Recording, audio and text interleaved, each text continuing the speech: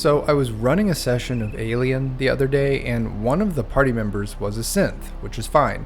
That's a big part of the Alien franchise, having a synthetic in the crew. Sometimes they're creepy and murdery like Ash, sometimes they're super cool and helpful like Bishop, and sometimes they're just sort of weird and moody like Winona Ryder. The problem is the way the Alien RPG is designed, the synths are way overpowered. In this video, I want to talk about how they're overpowered and share with you a bunch of ways to actually fix them so that they become possibly the most interesting kind of character that one could play in the game, and certainly the source of some very memorable moments.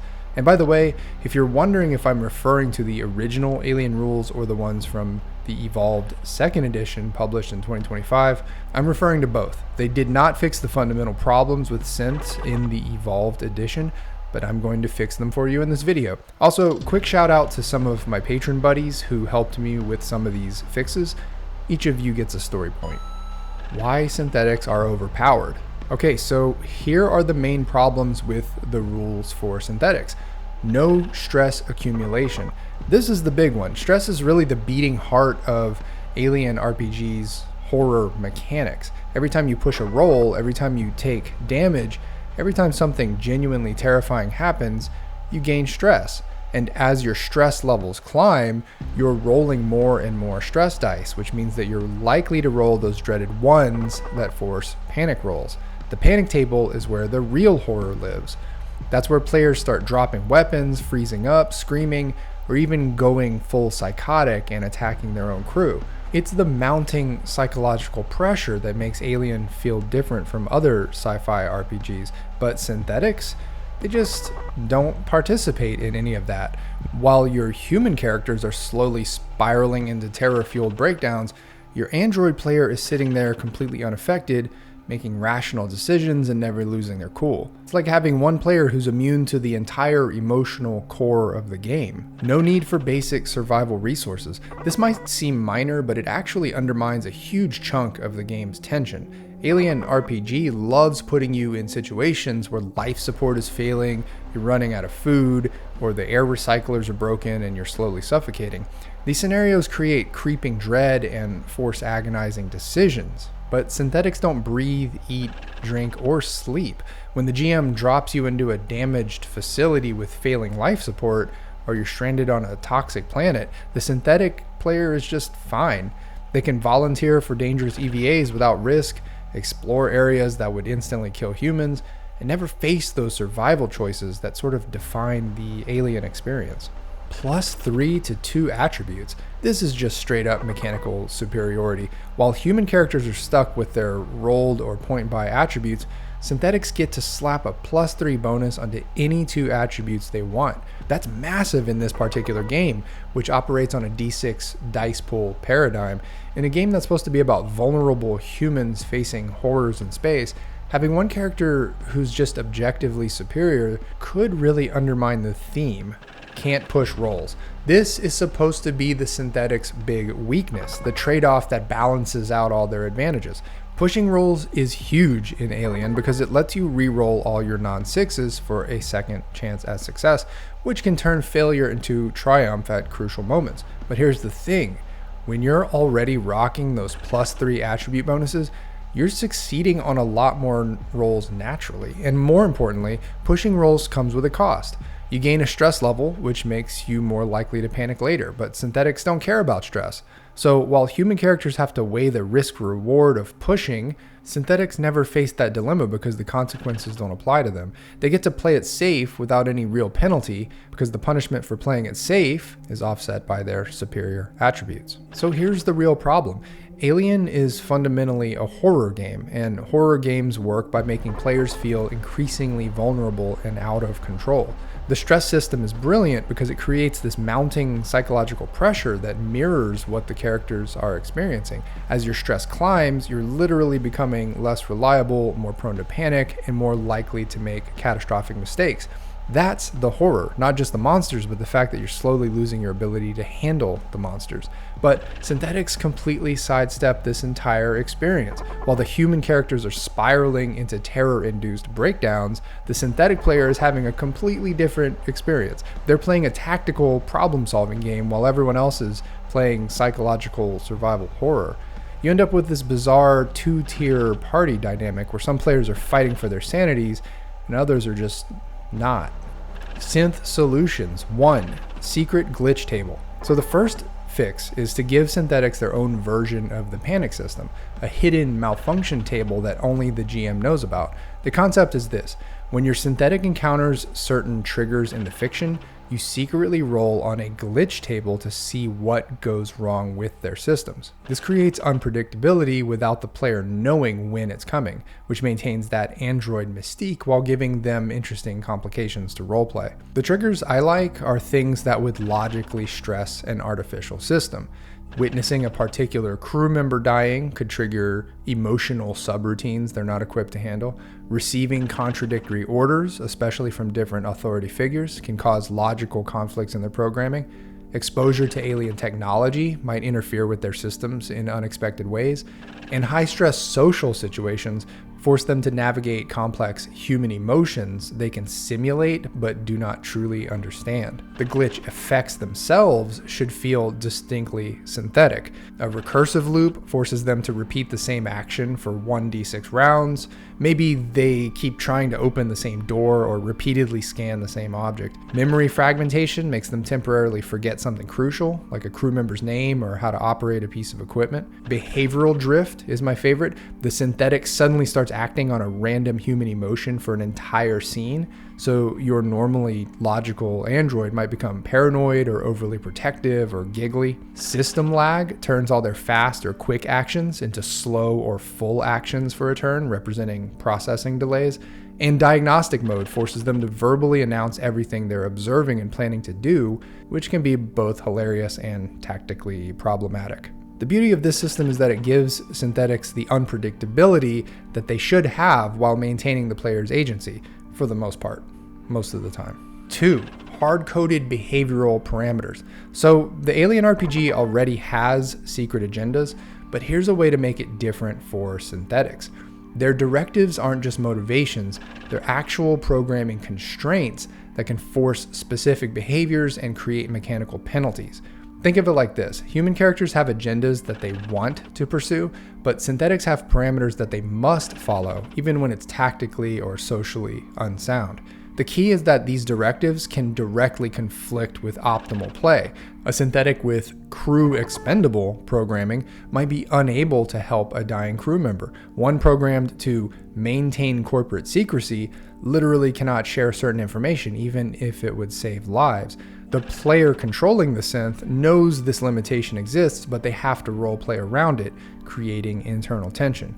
Here's the mechanical bite. When directives conflict, the synthetic has to make a systems check using their lowest attribute. This is essentially their version of a stress roll.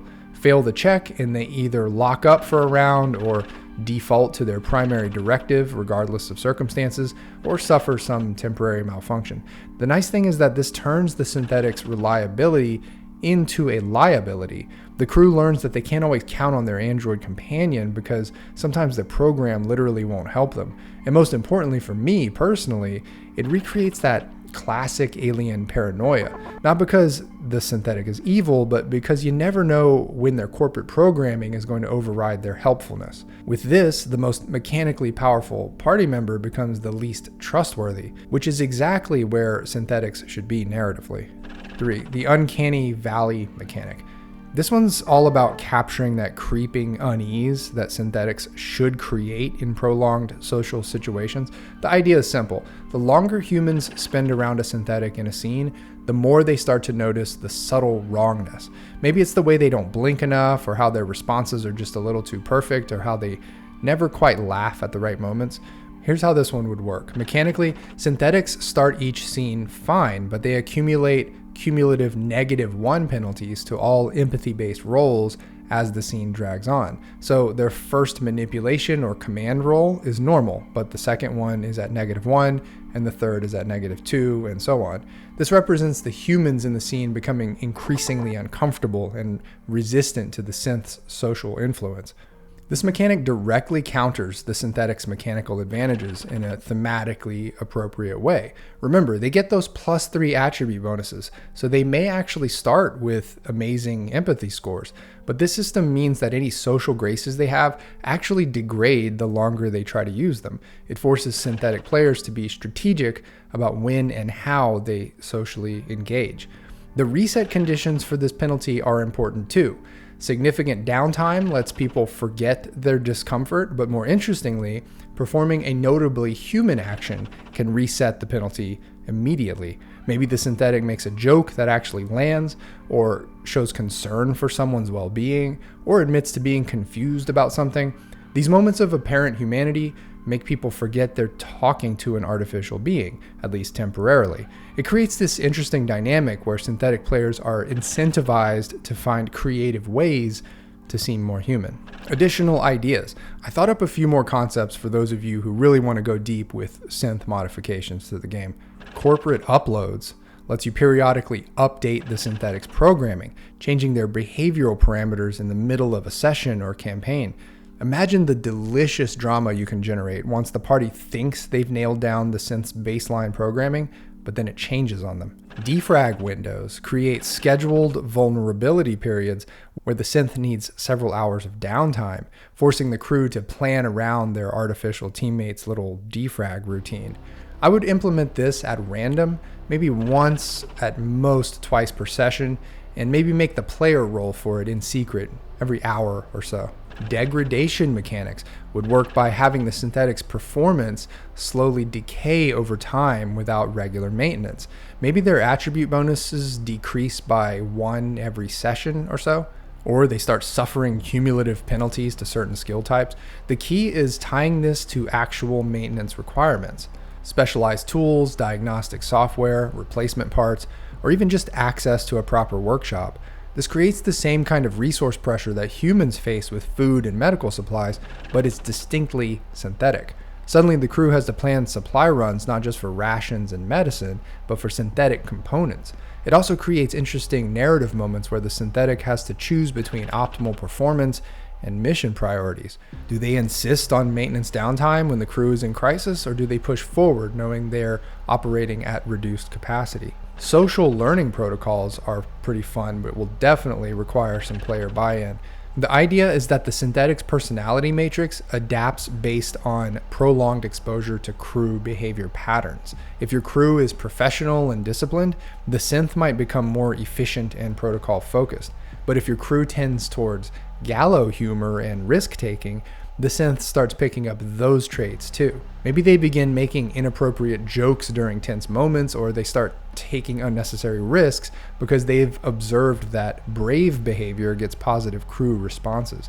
The horror potential is enormous. Imagine a synthetic that's been around a paranoid, suspicious crew for too long and starts exhibiting those same trust issues, but without the emotional intelligence to know when suspicion is appropriate. They become a funhouse mirror of the crew's worst tendencies, amplified through artificial logic. Implementation tips. Now, before you spring these changes on your players, let's talk about how to actually implement them without causing problems at the table. First, you'll need to bring up these potential rules with your players in a session 0 or a group chat before the game.